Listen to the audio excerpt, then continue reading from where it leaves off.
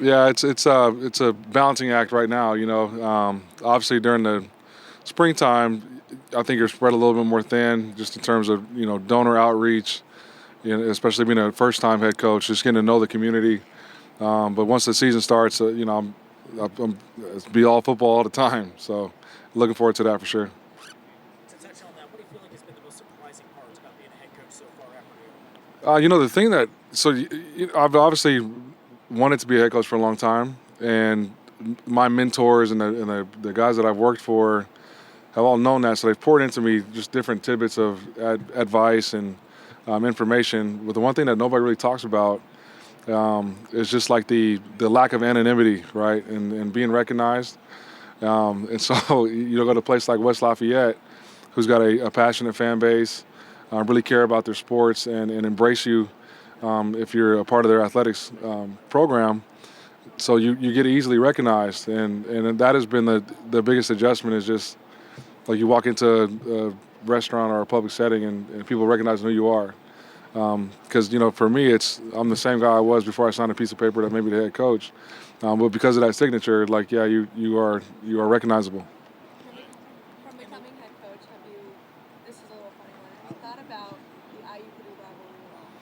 Have you had any conversations about that? Absolutely. We don't wear red in the building. I'm not buying red clothes.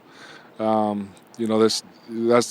is beautiful about collegiate sports is you have tradition and long-standing rivalries, and it's a trophy game, and all the things that go into it. So, being an in-state rival as well, and in the same conference, it's a making for a good story, and one that is passionate within the fan base. hmm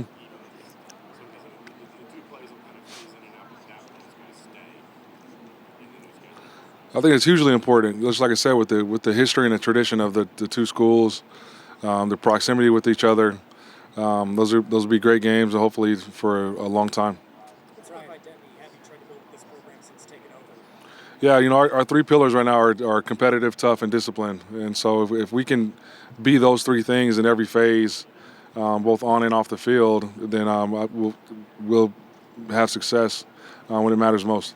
Ryan, what's the transition been like from, when you're a position coach, it's an intimate relationship with your players, even as a coordinator, head coach, more of a CEO role. What's that transition been like for you? Yeah, it's been a fun one.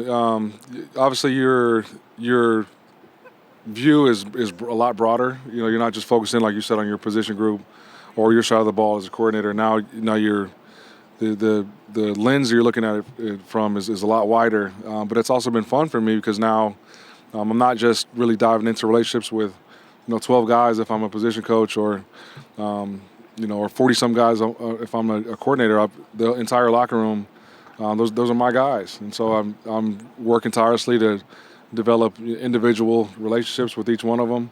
And that is the part about this profession that I enjoy most, is just the relationship aspect of it. So for my job and my role now to have a broader scope has been fun.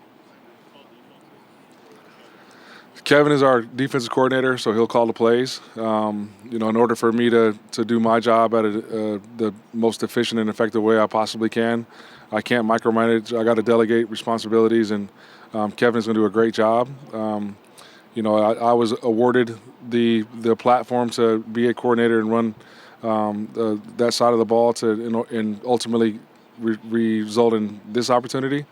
And so I got to give Kevin that same platform and that same opportunity, and he's doing a great job.